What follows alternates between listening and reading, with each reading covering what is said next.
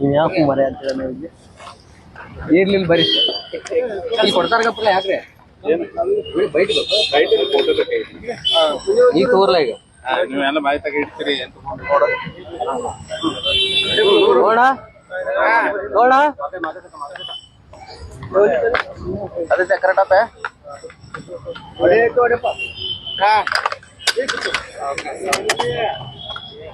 ಯಾರಿಗಾರ ಕೊಡು ಸ್ವಲ್ಪ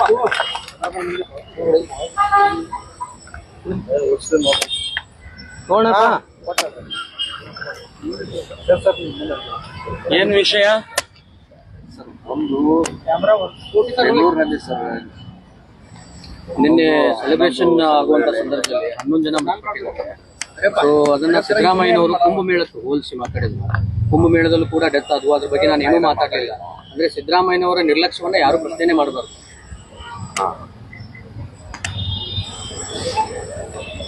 ಈಗ ನಿನ್ನೆ ನಡೆದಂತ ಬೆಂಗಳೂರಿನ ಕ್ರಿಕೆಟಿನ ವಿಜಯೋತ್ಸವದಲ್ಲಿ ನಡೆದಂತ ಘಟನೆ ಅತ್ಯಂತ ಖಂಡನೀಯವಾದ, ದುರದೃಷ್ಟಕರವಾದ.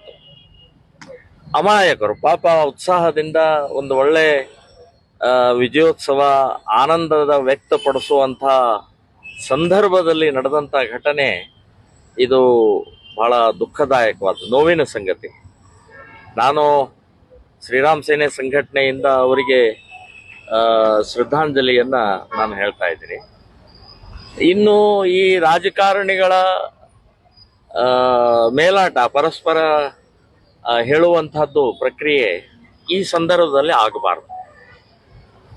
ಆಗಿರುತ್ತೆ, ತಪ್ಪಾಗಿದಾವೆ. ಇಲ್ಲಿ ಈಗ ಅವರು ಕುಂಭಮೇಳದ ಇದಕ್ಕೆ ಅದಕ್ಕೆ ಕಂಪೇರ್ ಮಾಡಬಾರ್ದು. ಅಂದ್ರೆ ಕುಂಭಮೇಳದಲ್ಲಿ ಸತ್ತಿದ್ದಾರೆ, ಇಲ್ಲೂ ಸಾಯ್ಲಿ ಅಂತನಾ? ಏನ್ ಹೇಳಿಕೆಗೆ ಏನಾದ್ರೂ ಬೇಡವಾ? ಇದು ಇವರಿಬ್ಬರದ್ದು ಹೇಗಾಗಿದೆ ಅಂತಂದ್ರೆ, ಭ್ರಷ್ಟಾಚಾರ ನೀವು ಮಾಡಿಲ್ವಾ, ಕಳ್ಳತನ ನೀವು ಮಾಡಿಲ್ವಾ, ಗುಂಡಿಗಳು ಬಿದ್ದಿದ್ದಾವ್, ಬೇಕಾದಷ್ಟು ಗುಂಡಿಗಳು ಬಿದ್ದಿದ್ದಾವ್, ಬೆಂಗಳೂರು ನಗರದಲ್ಲಿ ಓಡಾಡಕ್ ಆಗ್ತಾ ಇಲ್ಲ, ನೀವಿದ್ದಾಗೂ ಇತ್ತು.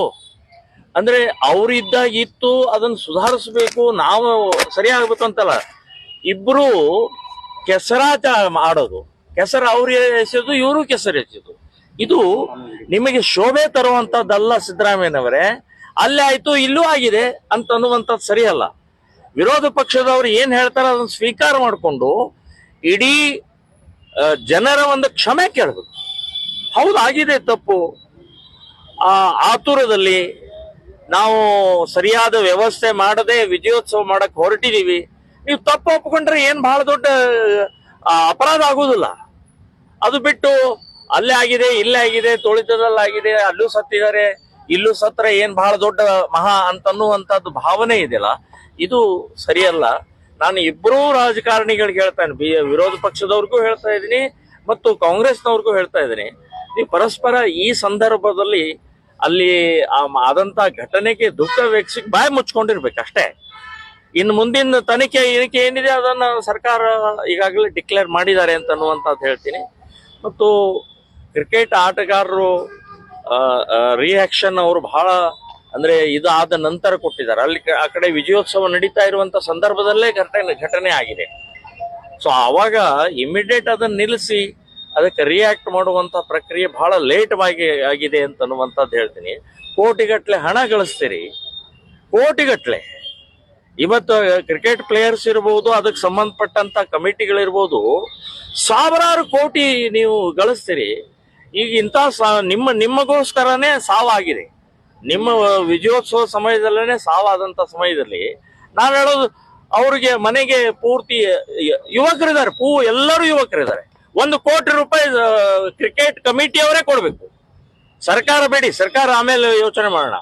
ಆದ್ರೆ ಕ್ರಿಕೆಟ್ ಸಂಬಂಧಪಟ್ಟಂತ ಸಮಯದಲ್ಲಿ ನೀವು 1 ಕೋಟಿ, ನಿಮ್ಗೆ ಏನೇನೂ ಭಾರ ಇಲ್ಲ. ನಿಮಗೆ ಅಲ್ಲ, ಕಾಂಗ್ರೆಸ್ನವ್ರು ಕೊಟ್ಟಿದ್ದಾರೆ, ಡಿಕ್ಲೇರ್ ಮಾಡಿದ್ದಾರೆ. 10 ಲಕ್ಷ ಕೊಟ್ಟರು ಫ್ರಾಂಚೈಸಿ ಅವರು ಮತ್ತು KCB ಅವರು 5 ಲಕ್ಷ.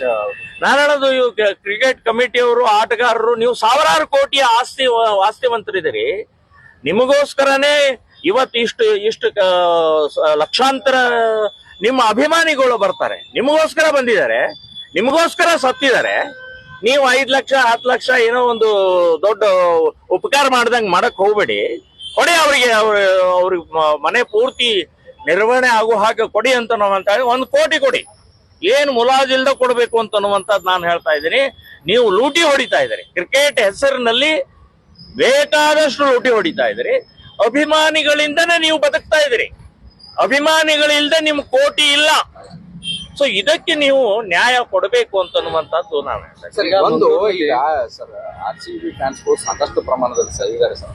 ಈ ಗೆದ್ದಂತ ಸಂದರ್ಭದಲ್ಲಿ ವಿಜಯೋತ್ಸವ ಆಚರಿಸೋದು ಕಾಮನ್ ಸರ್. ಬಟ್ ಈಗ ಮುಂಚಿತವಾಗಿ ಗೊತ್ತಿದ್ರು ಕೂಡ ಪ್ರಿಯದರ್ಶನ್ ತಗೊಳ್ಳುವಲ್ಲಿ ಸರ್ಕಾರ ವಿಫಲ ಆಯ್ತು. ಇದಕ್ಕೆ ಯಾರು ಹೊಣೆ ಅಂತ ಸರ್? 11 ಜೀವಗಳಿಗೆ ಬೆಲೆ ಯಾರು ಕೊಡೋರು?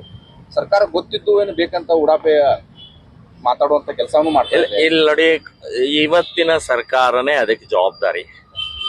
ಆತುರದಲ್ಲಿ ತಾವು ಬಹಳ ದೊಡ್ಡ ಆ ಕ್ರಿಕೆಟ್ ಗೆದ್ದಂತ ಸಮಯದಲ್ಲಿ ಆ ಕ್ರಿಕೆಟ್ ಆಟಗಾರ ಪಕ್ಕದಲ್ಲಿ ನಿಂತುಕೊಂಡು ಮೆರಿಬೇಕು. ಇಡೀ ರಾಜ್ಯ ತುಂಬಾ ಆ ವಾತಾವರಣವನ್ನ ಕ್ಯಾಶ್ ಮಾಡ್ಕೊಳ್ಬೇಕು. ಇದು ಈ ಹಿನ್ನೆಲೆಯಲ್ಲಿ ಇನ್ನೊಂದು ಪಾರ್ಟ್, ಎಷ್ಟು ಜನ ಬರ್ತಾರೆ, ಅವ್ರಿಗೆ ಹೇಗೆ ಯಾವ ರೀತಿ ಅಂತ ಅನ್ನೋದು ಯೋಚನೆನೇ ಮಾಡ್ಲಿ. ಡಿಕ್ಲೇರ್ ಮಾಡಿಬಿಟ್ರು ವಿಜಯೋತ್ಸವ ಅಂತ ಹೇಳಿ. ಅದು 2 ಕಡೆಗೆ, ವಿಧಾನಸೌಧದ ಒಂದು ಕಡೆಗೆ, ಇನ್ನೊಂದು ಸ್ಟೇಡಿಯಂನಲ್ಲಿ ಒಂದು ಕಡೆಗೆ.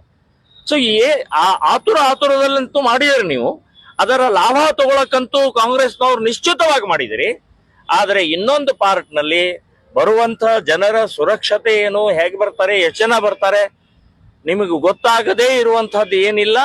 ನೀವು ದುರ್ಲಕ್ಷ್ಯ ಮಾಡಿದರೆ ಅದರ ಜವಾಬ್ದಾರಿ ಕಾಂಗ್ರೆಸ್ ಸರ್ಕಾರ ತಗೊಳ್ಬೇಕು, ಒಪ್ಕೊಳ್ಬೇಕು. ಇಲ್ಲ ನಮ್ದೇನ್ ಪಾತ್ರ ಇಲ್ಲ ಅಂತ ಹೇಳಿದ್ರೆ ಒಪ್ಪಲ್ಲ, ಸಾಧ್ಯನೇ ಇಲ್ಲ. ಇಡೀ ರಾಜ್ಯದಲ್ಲಿ ನಿಮ್ಮ ಬಗ್ಗೆ ಚೀತು ನಡೀತಾ ಇರುವಂತ ಸಂದರ್ಭದಲ್ಲಿ ಒಪ್ಕೊಂಡ್ಬಿಟ್ರೆ ಮುಗಿದೋಯ್ತು. ಈಗ ಮಂಗಳೂರಿನಲ್ಲಿ ಹಿಂದೂ ಕಾರ್ಯಕರ್ತರನ್ನ ಗಡಿಪಾರು ಮಾಡಿದ್ರು. ಈಗ ಮಂಗಳೂರಿನ ಸಂಬಂಧಪಟ್ಟ ಹಾಗೆನೆ ಇವತ್ತು ಸಾಯಂಕಾಲ ಒಂದು ಮೀಟಿಂಗ್ ಇದೆ. ಎಲ್ಲ ಹಿಂದೂ ಸಂಘಟನೆಗಳ ಒಕ್ಕೂಟದಿಂದ ಒಟ್ಟಿಗೆ ಸೇರಿಸಿ ನಾಳೆ ಅಥವಾ ನಾಡದ್ದು DC ಅವರಿಗೆ, ಕಮಿಷನರ್ಗೆ ಮೆಮೊರಂಡಮ್ ಕೊಡೋದಂತ ನಿಶ್ಚಯ ಮಾಡಿದ್ದೀವಿ. ಸೊ ಅತಿಯಾದಂತಹ ಪ್ರಕ್ರಿಯೆ ನಡೀತಾ ಇರುವಂತಹ ಇದರ ವಿರುದ್ಧ ಎಲ್ಲ ಹಿಂದೂ ಸಂಘಟನೆ, ಸುಮಾರು ಒಂದು 25 ಹಿಂದೂ ಸಂಘಟನೆಗಳ ಒಕ್ಕೂಟದಿಂದ ನಾವು ಕೊಡೋದಂತ ನಿರ್ಧಾರ ಮಾಡಿದ್ದೀವಿ. ಅಲ್ಲಿ ಉಳಿದೆಲ್ಲವನ್ನು ನಾನು ಕಾನೂನು ಸುವ್ಯವಸ್ಥೆ ಹರಿಗೆಡ್ತಾ ಇದೆ. ಬೆಳಗಾವಿ ಸೇರಿದಂತೆ ರಾಜ್ಯದಾದ್ಯಂತ ಪೋಕ್ಸೋ ಕೇಸ್ಗಳು, ಈ ಒಂದು 10 ಕೇಸ್ಗಳಾಗಿರುವಂಥದ್ದು ಬೆಳಗಾವಿಲಿ ಅಷ್ಟೇ ಇಲ್ಲ. ಇದೆಲ್ಲವನ್ನೂ ಕೂಡ ಇವತ್ತು ಸಾಯಂಕಾಲದ ನಮ್ಮ ಸಭೆಯಲ್ಲಿ ಚರ್ಚೆ ಮಾಡಿ ಯಾವ್ಯಾವ ಪಾಯಿಂಟ್, ಡ್ರಗ್ ಮಾಫಿಯಾ ಇದೆ, ಸೆಕ್ಸ್ ಮಾಫಿಯಾ ಇದೆ, ಕೊಲೆಗಳಾಗ್ತಾ ಇದಾವೆ, ವಿಚಿತ್ರವಾದಂತ ಗೋಕಳ್ಳತನ ಆಗ್ತಾ ಇದೆ. ಗೋಕಳ್ಳತನ ಅಂತೂ ಈಗ ನಾಳೆ ಬಕ್ರೀದ್ಗೆ ಮುಂಚೆ ಇವತ್ತು ಎಲ್ಲಾ ಮನೆಗಳಲ್ಲಿ ನಡೀತಾ ಇದೆ. ಸ್ಕಾರ್ಪಿಯೋದಲ್ಲಿ ಹಾಕೊಂಡು ಹೋಗ್ತಾ ಇದ್ದಾರೆ. ಸೊ ಇದು ಪೊಲೀಸರ ಕಣ್ಣಿಗೆ ಕಾಣ್ತಾ ಇಲ್ಲ, ನಮ್ಮ ಕಣ್ಣಿಗೆ ಕಾಣ್ತಾ ಇದೆ. ನಾವು ಅದನ್ನ ತಡೀತಾ ಇದೀವಿ. ನಿನ್ನೆನೆ ಸುಮಾರು ಒಂದು 17 ನಮ್ಮ ಕಾರ್ಯಕರ್ತರು ಹಿಡಿದಿದ್ದಾರೆ ಇಲ್ಲಿ. ಹಾಗಾಗಿ ಇದನ್ನೆಲ್ಲವನ್ನೂ ತಗೊಂಡು ಕಮಿಷನರ್ಗೆ, DC-ಗೆ ಎಲ್ಲ ನಮ್ಮ ಹಿಂದೂ ಒಕ್ಕೂಟದಿಂದ ಕೊಡೋದಂತ ನಿಶ್ಚಯ ಮಾಡಿದ್ದೀವಿ. ಯಾವಾಗ ಕೊಡ್ತೀವಿ? ಅದು ಇವತ್ತು ಸಾಯಂಕಾಲ 5 ಗಂಟೆಗೆ ಸೇರ್ತಾ ಇದ್ದೀವಿ. ಇನ್ನು ನಾಳೆ ಅಥವಾ ನಾಡು ಅದನ್ನ ಡಿಕ್ಲೇರ್ ಮಾಡ್ತೀವಿ. Yes sir.